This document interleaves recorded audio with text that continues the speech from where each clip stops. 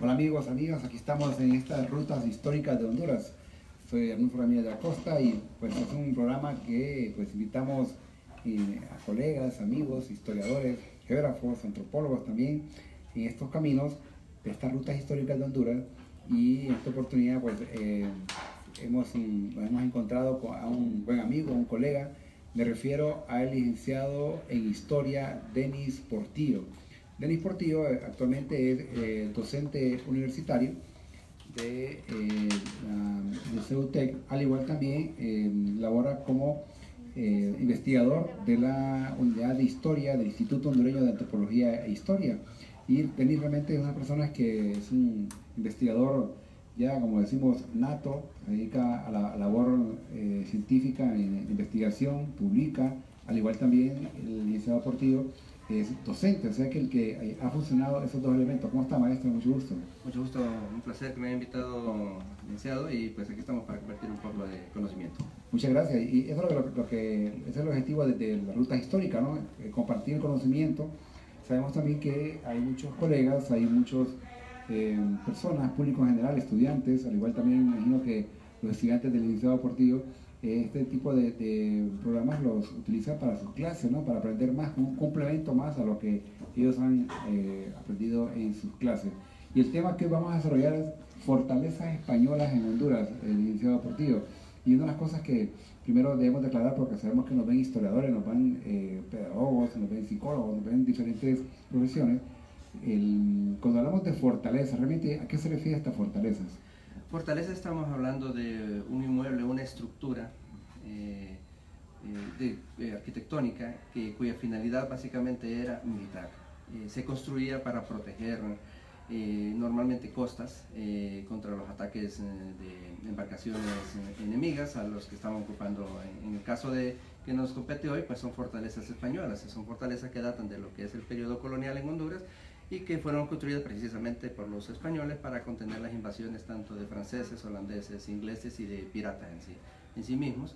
Aunque las fortalezas no solo estaban en las costas, las fortalezas también estaban dentro de los territorios, normalmente territorios que estaban en disputa en algún momento y que el país pues necesitaba colocar ahí ese inmueble militar para dar protección a sus fronteras. Claro, y Honduras pues se le considera uno de los países que tiene más fortaleza, por así decirlo, pues también hay en todo Centroamérica, ¿no? No, incluso las fortalezas, lo veremos a medida que vayamos hablando, que las fortalezas son parte de todo un proceso. Solo para dar un poco de contexto de pues, por qué la existencia de fortalezas en Honduras y en Centroamérica. Este mapa que vemos aquí, que es de 1511, fue un mapa, uno de los primeros mapas, sino el primer mapa de lo que se conoce actualmente como la Cuenca del Caribe. En este mapa podemos observar en el círculo rojo donde donde los españoles reconocían Honduras para 1511, y podemos ver que está Guanaja y que está el Cabo de Gracias a Dios. Entonces, lo interesante de este mapa es que podemos ver que todo lo que es la costa del Pacífico no se encuentra. ¿Por qué? Porque recordemos que los españoles, no es hasta 1513 que Vasco Núñez de Balboa logra cruzar lo que es Panamá y llegar a lo que ellos llamaron la Mar del Sur, que no es más que el Océano Pacífico, y de ahí pues comenzaron a explorar hacia el norte y hacia el sur todo lo que es la costa de América. Entonces así lograron cerrar y entender que este era un nuevo continente. Perfecto. Y cabe destacar que podemos decir que viendo este mapa es como la visión que tenían los españoles en esta época. Estamos hablando de esto lo hizo Pedro Martí de Sí, decían que era Pedro Martí de Anglería, y este mapa precisamente es, por decirlo así, el primer mapa oficial del Estado que el Estado español hizo con respecto a lo que conocemos, insisto, actualmente lo que es la Cuenca del Caribe, una de las regiones estratégicamente muy importantes en lo que es el mundo. ¿Por qué? Porque es una zona que ya desde ese entonces, ya desde ese momento los españoles la detectaron como una zona comercial. Y bueno, y ahí es donde radica precisamente su importancia, porque cuando los españoles vienen a América, recordemos que lo hicieron básicamente por tres razones. Ellos no vinieron aquí a América solo por el sentimiento mismo de explorar como tal, sino que ellos venían buscando básicamente tres cosas, que eran metales preciosos, especias y unas rutas comerciales. ¿Por qué? Porque recordemos que para que un país se desarrolle y tenga riquezas, quiera sí o no, tiene que tener comercio, y los españoles para la época que estamos hablando, desde finales del siglo XV, inicio del siglo XVI, estaban en un constante proceso de exploración, buscando rutas comerciales que les pudieran llevar riquezas a ellos, a Europa. Entonces esta región se convirtió en una región muy importante porque, insisto, es una región que le permitió a ellos adquirir esos tres elementos: especies, metales preciosos y una ruta comercial. Que en parte, bueno, se podría decir que estos eran como los móviles más importantes, ¿verdad? En el principio de la... Claro, ese era el móvil principal. O sea, el hecho de que Cristóbal Colón llegara a América era precisamente buscando una ruta que lo llevara al lejano oriente. Recordemos que ya se conocía una ruta que era por el sur de África, el Océano Índico, hasta llegar a Filipinas, la China, Japón, pero esa la conocían los portugueses, los españoles no la conocían. Los españoles, en busca de esa ruta comercial que necesitaban, es que le llega a Cristóbal Colón con ese proyecto hacia el oeste, o sea, cruzando el Océano Atlántico, que para entonces nunca se había hecho. Ellos no sabían lo que iban a encontrar. Bueno, por esa misma razón y esa necesidad fue lo que provocó que Colón llegara a estas tierras, que él incluso falleció, se tiene conocimiento, falleció creyendo que había llegado a la India, pero en realidad llegó a un nuevo continente. Fue el hombre más perdido. Yo siempre he dicho que quien estaba perdido era él y que lo encontró fue América. Interesante, Sí. interesante. Bien, viendo aquí en este mapa, tienes un mapa interesante porque prácticamente el Caribe Fue una de las razones por las cuales los españoles se fijan también en Honduras, ¿no? Claro, recordemos que los españoles, el primer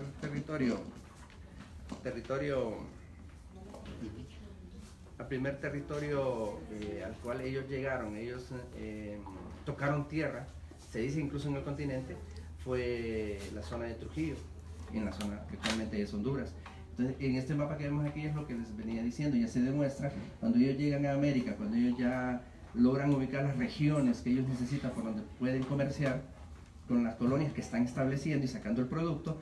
Entonces vemos que salían de España, venían y recorrían todo el sur, entraban a Centroamérica, recorrían, llegaban a la zona que actualmente es Trujillo o Moa, y luego iban a La Habana y regresaban a España. ¿Qué dejaban los españoles? Todo lo que ellos necesitaban para vivir, que estaban acostumbrados: ropa, calzado, cueros, incluso hasta camas.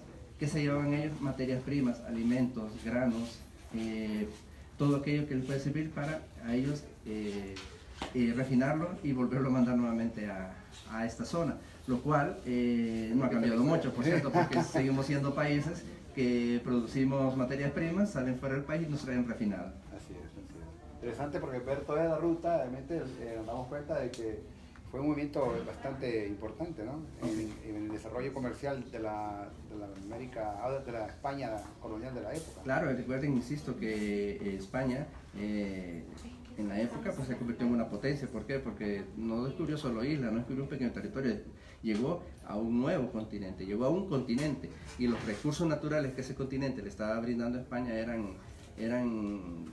como digo, eran importantísimos, al grado que otras potencias se fijaron en lo mismo y no concebían que solo España estuviese usufructuando esos recursos que tenían ahí. Y esa es una de las razones por la cual la siguiente imagen que vemos aquí nos explica, nos dice que para leer un poco, dice: las tempranas intromisiones de países enemigos de España datan de mediados del siglo XVI, o sea, siglo XVI, estamos hablando de los 1500.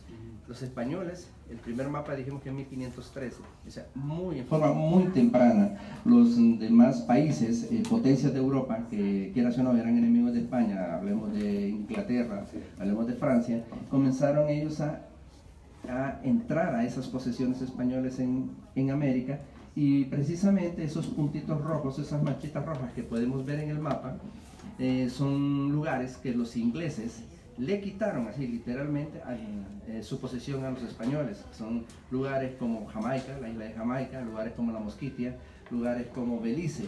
Por eso no es casualidad, digo yo siempre, que en esos lugares se habla inglés y no español.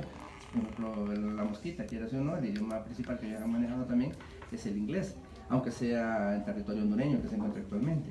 ¿Por qué? Porque los ingleses, desde temprano en el proceso de conquista de los españoles, comenzaron a realizar un proceso de quitar a los españoles e interferir en esas rutas comerciales para provecho de ellos. Y aquí es donde viene el detalle de cómo lo hacían. Los ingleses lo que hacían era contratar a personajes, a capitanes, a marineros, que le llamaban corsarios. Los corsarios no eran más que piratas, digamos, eran piratas en pocas palabras. Pero con licencia. Pero con licencia de los ingleses y de los franceses para robarle a los españoles. La diferencia con los piratas como tal, la de los corsarios, era que ellos, todo lo que robaban, tenían que entregárselo al país que los estaba patrocinando. Entonces, mientras que los piratas, así a secas, sencillamente robaban para ellos. Pues esa fue la principal forma, el principal método que las potencias, como Inglaterra, que fue especialmente Inglaterra quien hizo esto a los españoles, fue quien les comenzó a asaltar a todos esos barcos que llevaban todo ese producto que iban sacando, en este caso de lo que era la zona de Centroamérica, especialmente de Honduras, y lo llevaban a España. Entonces comenzaron a asaltar, a robarle, pero no solo llegaron al punto de asaltar las flotas españolas que iban de Centroamérica para España, sino que comenzaron a atacar también los puertos, que era donde esas flotas desembarcaban y embarcaban productos y se lo llevaban a España, al grado que Trujillo, por ejemplo, que es una de las ciudades más antiguas españolas, más antiguas de Honduras, durante muchos años se despobló, casi un siglo. ¿Por qué? Porque durante todo el siglo XVI e incluso empezando el XVII, fue atacada y quemada por piratas muchísimas veces. Entonces los españoles sufrieron mucho por esa razón, por ese impacto negativo que le estaban provocando los ingleses a sus rutas comerciales aquí en la cuenca del Caribe. Incluso hay reportes en la época colonial que hablan que Trujillo era un lugar caluroso, un lugar como inhóspito, es decir, que los españoles desde qué época miraban a Trujillo con cierto recelo, ¿no? Sí, no, Trujillo en realidad, cuando fue fundada por los españoles, lo hicieron básicamente para poder justificar el hecho de tener su presencia aquí en la zona. Recordemos que ellos usaban la ley de conquista, y una parte de su ley de conquista era que tenían que tener una población ya establecida, permanente, para poder reclamar posteriormente el derecho a usufructuar lo que estaba ahí, incluido indios, esclavos, negros o lo que ellos trajeran, ¿no? Entonces, por eso es que Trujillo, sí, los mismos españoles en algún momento se quejaban de que era una zona bastante inhóspita, decían ellos, pero que al final fue uno de los puertos más importantes que ha tenido Honduras, también junto con Omoa en la época colonial. De hecho, hablando un poquito ya del tema, viendo la ubicación de Honduras en relación al Caribe, obviamente los españoles se la pensaron el hecho de construir fortaleza, porque era una forma de poder controlar la zona. No, claro, el hecho incluso, aquí como vemos, incluso ahí vemos una especie como de plama que hay ahí también en las islas y en tierra firme, son los puertos. Puerto de Panamá al sur, ahí donde está en Honduras el puerto de Trujillo, cerca de Belice estaba Santo Tomás de Castilla en Guatemala y cerquita estaba Omoa en Honduras, La Habana, Santo Domingo y San Juan. Todos esos lugares que mencioné, de todos, San Juan, Omoa, todos tienen una fortaleza. ¿Por qué? Porque lo que estaban haciendo los españoles era un plan de protección, un plan de dominio, un plan de control, o de controlar los lugares donde ellos estaban sacando su producto, para que los piratas y los corsarios no los vinieran y los atacaran y se los robaran. Entonces el hecho de que todas esas zonas tengan fortalezas, insisto, no fue al azar, fue todo un proceso, fue bien estructurado de defensa que los españoles realizaron desde el siglo XVI, inclusive hasta iniciado el siglo XIX, porque todavía construyeron fortalezas en la zona de Florida, Estados Unidos. Las últimas fortalezas coloniales españolas están ahí todavía. Entonces, por ejemplo, este es un ejemplo nada más que he decidido poner del puerto de Santo Domingo, República Dominicana, y precisamente el que vemos a la derecha de la pantalla, abajo, es Sir Francis Drake. Sir Francis Drake es famoso porque fue uno de los corsarios más importantes y que más daño le realizó a los españoles, patrocinado por los ingleses precisamente, y era Sir, o sea, era de origen noble, o sea que los ingleses lo tenían en alta estima. Entonces, ese es básicamente, por decirlo así, un grabado que nos dice cómo Sir Francis Drake realizó el ataque a Santo Domingo. Y como vemos, no solo se trataba, que estamos acostumbrados aquí en las películas a ver un barco que estaba atacando a otro barco, no, eran flotas enteras que eran comandadas por los piratas y los corsarios que atacaban los puertos españoles. O sea, eran ejércitos transportados en estos completos no solo eran 100 o 200 piratas, podía haber en algún momento hasta miles de ellos atacando una fortaleza o un puerto español. Así. Y realmente estos piratas atacaban ya sea en tierra firme como en mar abierto, ¿no? Sí, esa es otra situación que siempre se nos ha dicho, que nos acostumbramos a ver a los piratas solo atacando el mar y con pocos hombres. No, ellos atacaban el puerto, lo conquistaban, lo quemaban muchas veces, pero se estaban hasta semanas enteras ahí y atacaban también las poblaciones tierra adentro que estaban cerca de la población. Un ejemplo de ello fue precisamente la ciudad de San Pedro de Puerto Caballos, hoy San Pedro Sula, en donde el Olonés, un pirata famoso de la época, francés si no me equivoco, atacó precisamente el puerto de Omoa, pero no se quedó ahí, sino que penetró hasta la ciudad de San Pedro de Puerto Caballos y robó, la incendió, la quemó en ese momento. O sea que estamos hablando de que eran personajes que no solo quedaban en la costa, sino otro ejemplo también es cuando se quemó la ciudad de Panamá por Henry Morgan, que atravesó por el lado del Pacífico toda la selva panameña hasta llegar al lado atlántico, donde cercano a donde está la ciudad de Panamá, y pues precisamente porque era una ciudad muy rica y para robarle toda su riqueza, y la terminó quemando también, que si no me equivoco los españoles le llaman Panamá Vieja, por cierto, a la ruina de esa ciudad que fue quemada por Henry Morgan. Viendo este mapa, por ejemplo.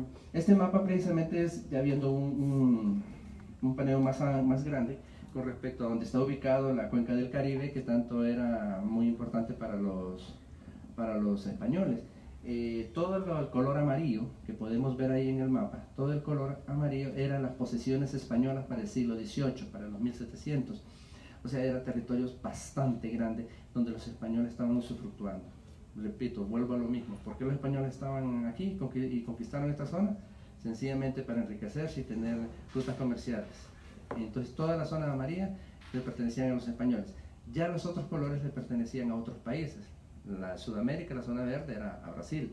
Arriba, también verde, pero era a Inglaterra y Francia. Y más arriba también. Entonces la zona de Canadá, más tirando hacia el norte, era parte de Canadá, pero como vemos España era quien tenía mayor cantidad de territorios y tenía los mejores territorios también. Entonces no solo atacaban la cuenca del Caribe, insisto, donde está Centroamérica y todas las islas del Caribe, también atacaban, por ejemplo, el puerto de Veracruz en México, en el Golfo de México. Ahí también hay otra fortaleza. También atacaban lo que fue considerada y es considerada una de las fortalezas la fortaleza más grande de América, pero una de las más grandes del mundo, que es Cartagena de Indias en Colombia, que es prácticamente una ciudad amurallada también. Sí. Entonces esa, no, por cierto, es la única de las fortalezas españolas que nunca fue conquistada en América. Los ingleses lo intentaron y jamás la pudieron conquistar. Las otras, sí, en determinados momentos de la historia fueron tomadas por los ingleses, aunque siempre los españoles después las recuperaban y expulsaban a los mismos ingleses. Ahora la pregunta es, ¿tan importante era esta región para que en el caso de Honduras haya sufrido, por ejemplo, insisto, Trujillo, tantos ataques y quemas de piratas para que haya sido quemada San Pedro de Puerto Caballos, atacada Omoa? Este croquis que vemos aquí, mapa, es de la planta de la bahía de Omoa. Al lado izquierdo de la pantalla vemos que está Puerto Caballos, en el centro está la ciudad de Comayagua y al sur está Choluteca y la bahía de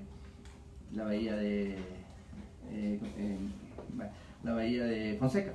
De Fonseca. Que realmente es una bahía que se conoce, creo que como la gente la conoce como el Golfo de Fonseca. El Golfo de Fonseca en realidad, pero geográficamente hablando, en una forma ya real, es una bahía. Es la bahía de Fonseca. Creo que lo que nos demuestra es la ruta que los españoles seguían para comerciar tanto del sur al norte, no solo de Honduras, sino de toda la región de El Salvador, toda la región pacífica también de Guatemala, incluso y Nicaragua, que venían por la zona central de lo que es la zona central de Honduras, que ahora precisamente se conoce como el corredor central, el corredor seco también del país. O sea, no es casualidad que ahora se esté construyendo también por la misma zona que los españoles ya conocían como una ruta comercial, se esté haciendo ahora el corredor seco en primer lugar. ¿Por qué? Porque es una zona estratégica, es una zona donde por tierra es relativamente fácil ir del Atlántico al Pacífico, porque puede hacerse por el canal de Panamá, pero el canal de Panamá es por medio de barco todavía y son zonas selváticas, no se pueden hacer a pie, es muy difícil. Honduras es todavía la mejor zona para ir por tierra del Atlántico al Pacífico. Los españoles ya lo sabían, y los extranjeros y las potencias también sabían que esta era una zona de ruta comercial muy, muy importante.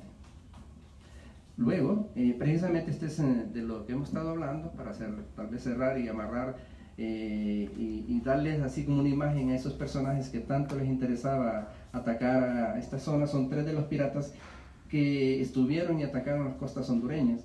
Uno es un Barba Negra, a la Blackbeard, como le dicen en inglés, también el capitán Edward Lowe y Francisco Lolonois, que era el nombre en realidad correcto. Los españoles le llamaban el Olonés, que fue el que precisamente atacó San Pedro de Puerto Caballos y la quemó. Entonces, son 3 de los piratas más famosos que estuvieron y atacaron las costas hondureñas. Luego, en este siguiente mapa que vamos a ver, que vamos a discutir, se puede ver ya dónde están construidos los puertos, las fortalezas que se encuentran en la cuenca del Caribe. Si se fijan, son exactamente, si superponemos este mapa al anterior que vimos de rutas comerciales y por donde venían las embarcaciones españolas, son los mismos lugares. Están en las mismas ciudades, están en los mismos sitios, y son incluso las zonas donde los españoles pues necesitaban definitivamente proteger para poder mantener, vuelvo a lo mismo desde que empecé, lo digo, proteger esa ruta comercial. O sea, desde el punto de vista económico, la cuenca del Caribe aún hoy sigue siendo muy, muy importante. Definitivamente, un punto estratégico. Punto estratégico, definitivamente. En aquella época y actualmente. Actualmente, al caso, solo recordemos que Honduras también es un país que tiene 3 aeropuertos internacionales.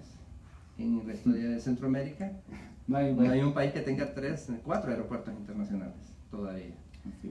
Bueno, ya vimos ese contexto, ya vimos cuál fue la importancia de esta zona, por qué los españoles se interesaron tanto en protegerla.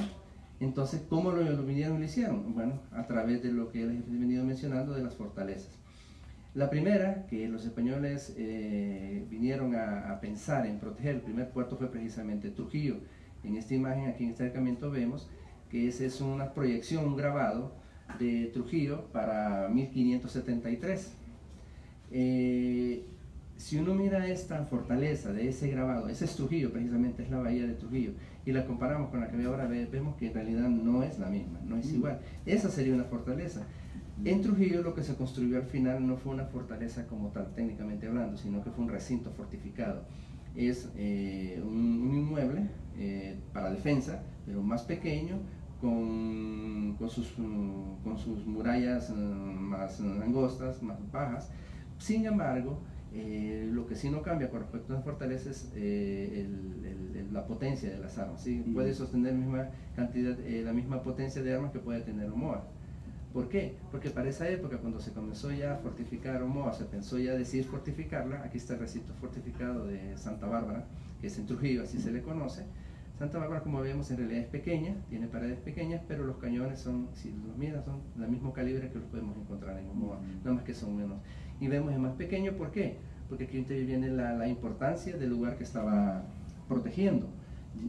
Para esa época Trujillo, recordemos, había sufrido mucho impacto, muchas invasiones, muchas veces quemada. Entonces se decidió que el mejor lugar y donde el comercio era más fuerte ya no era en sí Trujillo, sino que era Omoa, precisamente. Y es así entonces que para 1723 este arquitecto Onofre Núñez, ingeniero, perdón, Onofre Núñez, hay que mencionar algo, los españoles, ellos tenían mucha experiencia en ingeniería militar. Los españoles tenían mucha experiencia, entonces lo que vemos aquí eran planos con unas proyecciones bastante técnicas, bastante profesionales, y el primer dato del primer plano para fortificar Omoa precisamente es, insisto, de Onofre Núñez, que fue dado en 1723. Pero no fue el único, porque recordemos que Omoa fue todo un proceso de protección que se realizó. Es así entonces que para 1743 ya hay otra propuesta de fortificación de Luis Díez Navarro. Precisamente Luis Díez Navarro es considerado uno de los mejores, si no el mejor ingeniero militar de la época que tenía España. O sea, el hecho que haya venido él y diseñado lo que debía ser la fortaleza para la zona de Omoa nos dice la importancia que los españoles estaban dando a la región. Si no me equivoco, también fue el que diseñó en Antigua Guatemala, el Palacio de los Capitanes. Exacto. Que eso era el mueble principal de gobierno de lo que era la Capitanía General de Guatemala. El corazón de la administración de la Capitanía General. De la Capitanía General, que representaba al Imperio Español aquí en América. Entonces el hecho que la haya diseñado indica la importancia que le estaban dando. Y entonces este plano, ahora, lo interesante de esto es que estos planos que estamos viendo aquí son planos cuadrangulares, son planos de 4 lados. ¿Por qué? Porque las fortalezas, el estándar de la fortaleza es precisamente estructuras cuadrangulares, con 4 puntas o 4 lados, o con 4 diamantes, como dicen. Ese era lo principal, porque era lo que le podía dar mayor estabilidad y cubría un mayor ángulo, un mayor radio de protección en la zona. Viendo acá, por ejemplo, en este caso de esta imagen, hay otra de Francisco Álvarez. Francisco Álvarez, ok. 156. Lo importante de esta imagen de Francisco Álvarez es que junto a la fortaleza de Omoa se construyó también otra estructura fortificada que se llamó el recinto del Real, así se le conoce. Mientras se construía la fortaleza, que era más grande y llevaba más años, entonces se construyó ese recinto fortificado que vendría a ser una estructura parecida, un poco más pequeña que la de Santa Bárbara en Trujillo, para proteger precisamente las obras de construcción de la fortaleza. Entonces este es el plano. Quien lo diseñó fue para 1756, fue otro ingeniero español, Francisco Álvarez, y ahí podemos ver entonces que es una estructura rectangular con 5 picos. Y no sé si han notado algo interesante en todos estos planos que hemos visto. La fortaleza y este recinto fortificado están junto al mar. Están junto al mar. Si uno va a Omoa en la actualidad ve que no, están tierra adentro, varios metros tierra adentro. Entonces, aquí por ejemplo ya vemos primer plano de lo que es la fortaleza diseñada por el conde de Aranda, que ya era otro ingeniero, para 1757. Los planos anteriores sirvieron como base para saber cómo fortificar Omoa. Sin embargo, al final el plano que se utilizó fue el del conde de Aranda, donde vemos que ya Omoa, ya la fortaleza es triangular. Es una fortaleza de 3 lados, con una cortina que da hacia el mar, semicircular. Y eso le da, por cierto, una estética bastante interesante a la fortaleza. Y además de darle esa estética, la convierte en una fortaleza única, porque no es normal, no es común que las fortalezas se hagan de 3 lados. Todas, como dije, tenían técnicamente hablando, era mejor hacerlo de 4 lados. Y es así entonces que vemos que esta fortaleza es la que se construyó de 3 lados. Aquí vemos también otro plano de lo que es el recinto fortificado del Real, que es para 1756. Aquí lo vemos, ese sí no cambió, ese sí se mantuvo desde el primer plano anterior y siguió siendo, manteniendo la misma estructura. Aquí quiero hacer énfasis en algo, en esto, que vemos que tiene un muelle. Un muelle ya no existe, obviamente, y pues ya la fortaleza ya no está junto al mar, ahí pasó algo, ¿no? Entonces el muelle obviamente desapareció, está asolvado, digamos, está cubierto por la arena. Siempre la costumbre era hacer un recinto previo al recinto original. Era la costumbre, ¿para qué? Para proteger las obras de construcción ya de la fortaleza principal, de la que era la verdadera fortaleza. Y este que está aquí, solo lo pongo aquí porque ya es un plano moderno, fue hecho en 1972, cuando se procedió a hacer un proyecto de restauración del recinto y de la fortaleza misma en la década de los 70 del siglo XX, y este fue el arquitecto que lo llevó a cabo, Juan Manuel Zapatero, junto a José Domínguez Mendoza, que ellos fueron los encargados de hacer el estudio para ese proyecto. Entonces lo pongo aquí como comparativo para que veamos que tanto la técnica moderna como los planos antiguos sigue siendo lo mismo, o sea, las personas que lo realizaron eran personas que sabían lo que estaban haciendo. Este plano, este mapa que vemos aquí lo puse solo como un ejemplo. Habíamos dicho que Omoa es una fortaleza única, porque no lleva el diseño de que toda fortaleza ha llevado normalmente. En la actualidad es única, pero no fue la única fortaleza, por lo menos que yo he investigado y me he dado cuenta que era triangular. Este es un plano de la fortaleza de San Agustín en Florida, que data 1665. En la actualidad tengo entendido que ya no existe, que fue reconstruida y que fue reconstruida como las fortalezas normales de 4 lados. Pero en algún momento sí también se pensó en una fortaleza triangular en esa zona. Luego, no era la única. No era la única, o sea, el hecho de... Bueno, en la actualidad sí me atrevo a decir que es la única, no he conocido alguna otra fortaleza en la actualidad que sea de este tipo, que sea triangular. Aquí estamos viendo una vista aérea, satelital, de lo que es ha sido la bahía de Omoa. Aquí podemos ver, por cierto, ahí casi en el centro de la imagen, lo que es la fortaleza de Omoa en la actualidad, y vemos que a diferencia de lo que vimos en los planos, es que la fortaleza está tierra adentro. Eso es porque el planeta Tierra es un planeta en movimiento, en constante movimiento. Nosotros vivimos sobre placas geológicas, placas que están chocando unas contra otras constantemente. Y nosotros nos encontramos en la placa del Caribe. La placa del Caribe está siendo impactada por la placa del Pacífico. O sea que la zona de Centroamérica y Omoa no es la excepción. Es más, por ahí pasa la zona donde las dos placas están rozando en algún momento junto con la de Norteamérica. Está siendo empujada hacia el noreste. O sea, la está moviendo. Al estar moviendo los suelos y el choque entre las placas está haciendo que los suelos estén subiendo. Por eso provoca entonces que los planos de hace 300 años nos indicaban que la fortaleza estaba a la orilla del mar, y aquí pues ya no, está al interior de lo que es el territorio hondureño. Ahora, en esta imagen ya podemos ver, hice un montaje de un plano de la fortaleza a la orilla del mar, y junto con la imagen satelital que tenemos en la actualidad, ahí donde está el círculo amarillo, podemos ver cómo ha cambiado la zona de la bahía de Omoa. Como vemos, ha cambiado bastante, no es la misma geográficamente hablando. Ya la fortaleza se ha corrido, por decirlo de alguna forma, varios metros al interior del territorio hondureño. Luego, y aquí es básicamente unas imágenes que he querido mostrar con respecto a lo que son las fortalezas de San Fernando de Omoa. Que estéticamente es una fortaleza bella, es increíblemente, y estoy haciendo aquí un análisis muy sentimental, hermosa, es parte, me siento orgulloso, pues, porque no va a haber en América una fortaleza de este tipo. Pueden ser más grandes, más sólidas, más masivas, pero con esa arquitectura, ninguna. Entonces eso la convierte en una fortaleza única. Y en la foto de abajo a la derecha está lo que es el recinto fortificado del Real, que se encuentra precisamente junto a la fortaleza. Si miramos la imagen de la fortaleza de Omoa, el recinto fortificado estaría al lado izquierdo de la foto. Ahí se encontraría, y ese es lo que queda de ese recinto fortificado, básicamente. Claro. Cuando miramos esta fortaleza de Omoa, como usted bien lo comentaba, llama la atención porque la tecnología que se usa en la época a nivel arquitectónico, y también los elementos que van a ser parte de la fortaleza, el caso de los cañones, ¿no? Los calibres eran como decimos, alto calibre realmente, ¿no? Eran calibres de los más altos de la época.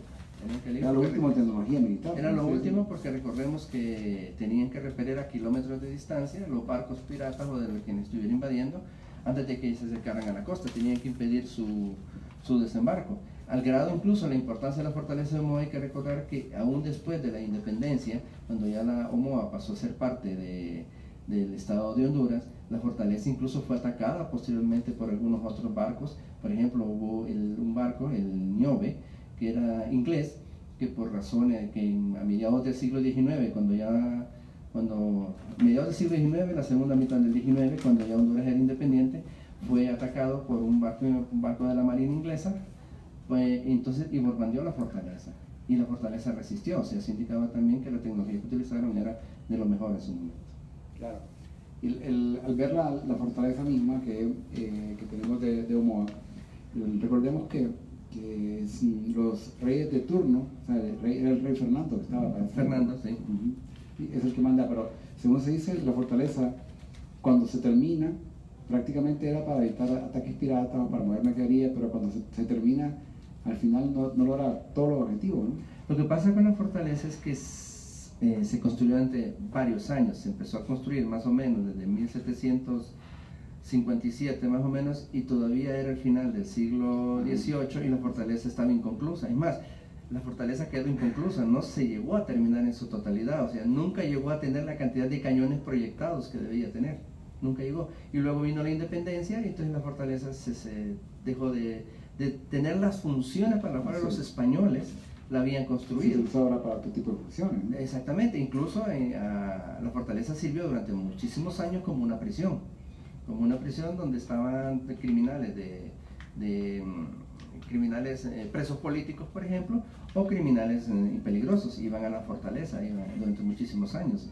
Fue prisión. Entonces, al final la fortaleza, insisto, primero no se terminó, y segundo, no llegó a cumplir con la cabalidad de funciones para las cuales los españoles la habían proyectado, especialmente porque cuando la fortaleza ya se construyó y ya los españoles la pusieron en funcionamiento, los piratas en la cuenca del Caribe, todo ese proceso de piratería ya casi había sido controlado por la Armada Española, ya no eran muchos los ataques, se sucedían, pero era muy poco, y la fortaleza misma, quiera sí o no, también hay que decirlo, muchas veces el hecho mismo de existir ya le hacía pensar a alguien el atacar. O sea, muchas veces la seguridad es preventiva. El hecho de que exista un sistema de defensa ya pues hacía que bajara la intención de alguien de hacerlo tan fácil como antes lo había proyectado. Al llegar a esta fortaleza de Omoa, mucha gente también le llama el castillo de Omoa. El castillo de Omoa es por costumbre, la verdad. Aunque arquitectónicamente hablando y funcionalmente hablando, el castillo y fortaleza son estructuras totalmente distintas que tienen finalidades distintas. Ya lo dije, una fortaleza es eminentemente militar, es para protección, es para salvaguarda y mantener incluso combate en algún momento. El castillo es de uso normalmente civil, es donde vivía como casa de habitación de un señor feudal en la época medieval en Europa, y sí tenía funciones también militares en algún momento, pero era parte de sus funciones, no era su función principal. Básicamente era para resguardar al señor y que viviera ahí. La fortaleza, insisto, no era eminentemente militar y solo servía para defensa.